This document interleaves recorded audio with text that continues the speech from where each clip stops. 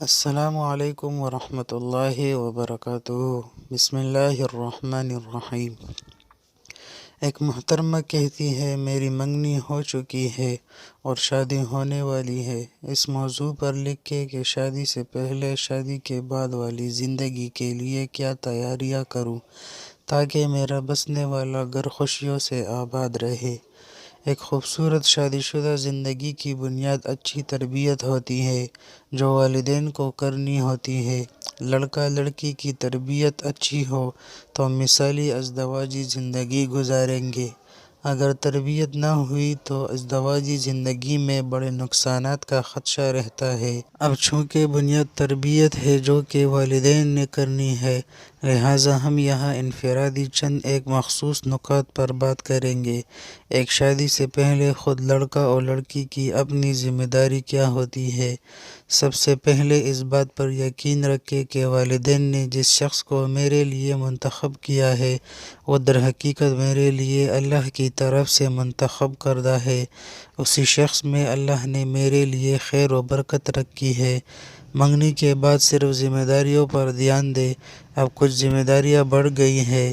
لڑکی گھر کے کاموں میں خود کو پیش رکھے، ماں کے ساتھ خود کو اٹیچ کر لے، زیادہ سے زیادہ سیکھنا سکھانا کرے، گھر کے 24 گھنٹے والے معاملات کو سیکھے، کھانا بنانا، سلائی کڑھائی، صفائی ستھرائی وغیرہ وغیرہ، گویا مکمل گھرداری کو زیادہ سے زیادہ سیکھے۔ ماں کو دیکھے کہ میری ماں اکیلے پورے گھر کا نظام کیسے سنبھالتی ہے، بچوں کو کیسے سنبھالا، میری ماں ساس سسر کے ساتھ معاملات کو کیسے دیکھتی ہے، نندوں کے ساتھ، دیورانی اور جیٹھانی کے ساتھ میری ماں کا کیا رویہ ہوتا ہے، یہ سب چیزیں سیکھنے کی ہے۔ آج ہماری خواتین سب کچھ سیکھ لیتی ہے لیکن بس گھرداری ہی نہیں سیکھتی، جس کے باعث بعض جگہ سسرال میں مشکلات کا سامنا ہوتا ہے۔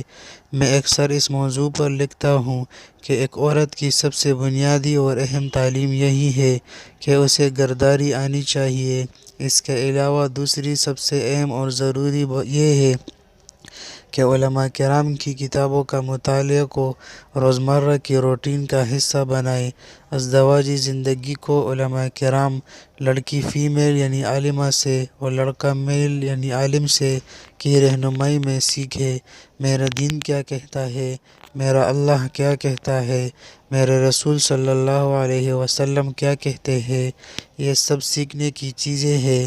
ان کتابوں کو اپنا دوست، اپنا ساتھی بناؤ۔ پھینک دو موبائل، چھوڑ دو یہ فضول ڈرامے، واہیات پروگرام۔ اپنا قلب خوبصورت بنانے کے لیے اپنا آج مارنا پڑتا ہے۔ لوگ مجھے کہتے ہیں کہ آپ عورت کو قید کرنے کی بات کرتے ہیں، واللہ یقین مانیں ان فضولیات نے کبھی عورت کو اس کے حقیقی مقصد تک پہنچنے ہی نہیں دیا۔ میں کہتا ہوں فضولیات سے ہٹ کر کتابوں سے دوستی لگاؤ۔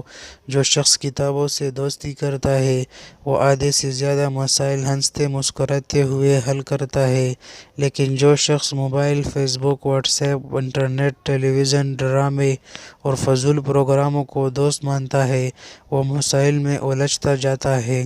اپنے ذہن کو فضولیات سے آزاد کرو، گھرداری کو ترجیح دو، سیکھنے سکھانے کو ترجیح دو، علم و عمل کو ترجیح دو، تب جا کر ایک گوار ازدواجی زندگی وجود میں آتی ہے۔ اسی طرح سسرال جاتے وقت ایک پختہ عزم لے کر جائے گا کہ میری ہونے والے شوہر کا گھر میری دنیا کی جنت ہے اور میں وہاں جا کر اس جنت کو مزید خوبصورت بناؤں گی۔ اپنے ماں باپ کی خدمت پر جو اجر مجھے میکے میں ملتا تھا وہ اجر ساس سسر کی خدمت پر کماؤں گی۔ جو پیار بھرا تعلق میرا میرے بہن بھائیوں سے تھا وہ تعلق اپنی نندوں سے نبھاؤں گی۔